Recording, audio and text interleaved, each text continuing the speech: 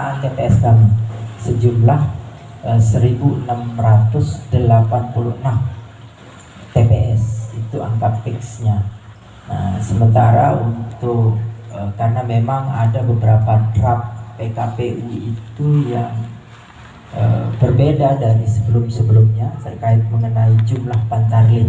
Awalnya kalau sebelum-sebelumnya kalau pantarlihnya kalau TPS-nya 1600, maka jumlah pantarlihnya juga 1600. Tetapi ada perbedaan klausul di dalam draft PKPU itu yang membolehkan dalam satu TPS, misalkan karena maksimal kita diperintahkan oleh KPU RI 600 orang pemilih dalam setiap TPS, maka dibolehkan 2 pantarlih dalam satu TPS. Nah, ini masih dibahas di KPU RI, sehingga beberapa penyesuaian sudah kami lakukan di tahapan ini, sehingga ini yang perlu kami sosialisasikan kepada masyarakat luas, kepada atau melalui rekan-rekan, Bapak Ibu, teman-teman media. Nah, oleh karena itu nanti kita akan lebih tanya jawab terkait mengenai ini, diskusi, karena kita mengundang Bapak Ibu dari rekan-rekan media ini untuk diskusi santai sebenarnya, tidak terlalu formal. Langsung saja nanti ketika ada pertanyaan atau yang mau diwawancara ya langsung ditanya jawab. Nah, itu saja yang perlu yang sampaikan. Mudah-mudahan kerjasama dan silaturahmi maupun komunikasi kita ke depan lebih intens lagi dalam hal-hal menyangkut sosialisasi pemberitaan di rekan-rekan media sekalian di Kabupaten Lombok Tengah. Itu saja yang bisa saya sampaikan. Kurangnya, wallahu muwaffiq ila aqwamit thoriq. Wassalamualaikum warahmatullahi wabarakatuh.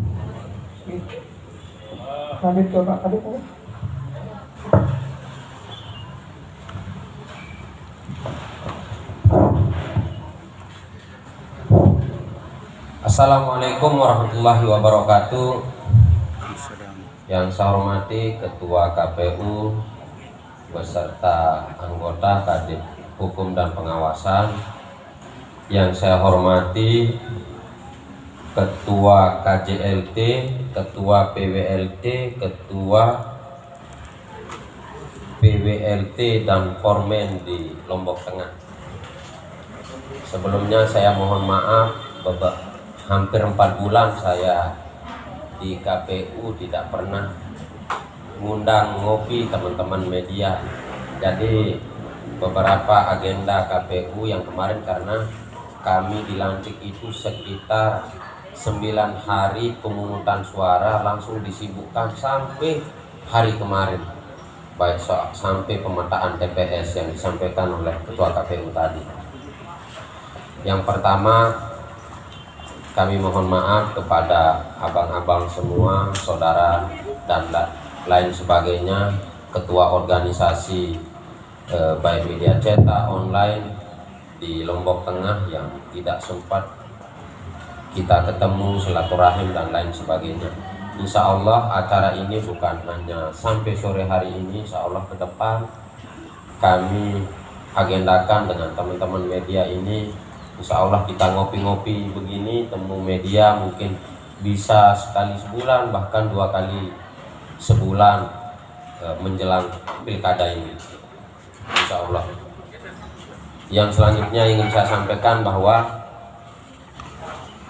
agenda-agenda KPU, karena ini temanya ada sosialisasi, yang paling dekat ini kan rekrutmen PPDP untuk pantarlih yang disampaikan tadi.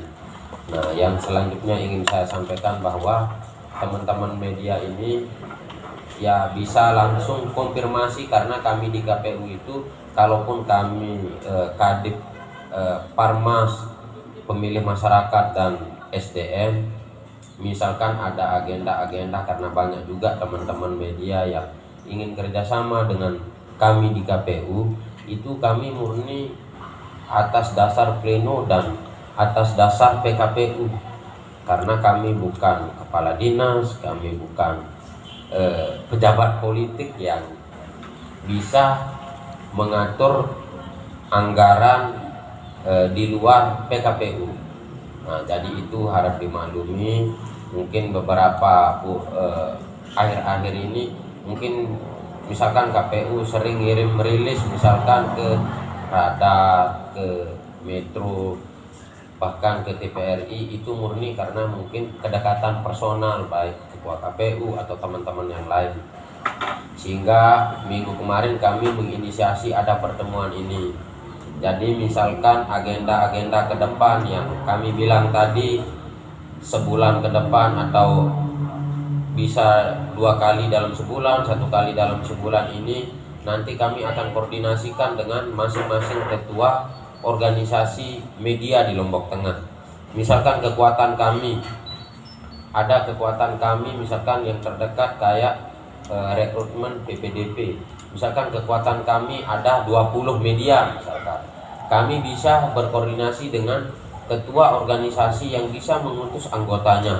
Kalau misalkan kalau kami kalkulasikan kemarin sempat diskusi sama Bang Sahid, salah satu ketua media organisasi di sini, hampir 53 kalau nggak salah beliau menyampaikan hampir 53.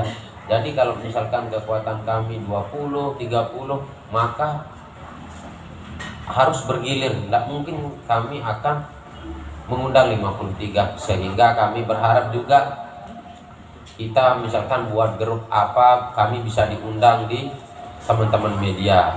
Misalkan ada forum-forumnya. Jadi kalau misalkan kekuatan kami 40, kami bisa minta anggota dari masing-masing organisasi di media Lombok Tengah ini.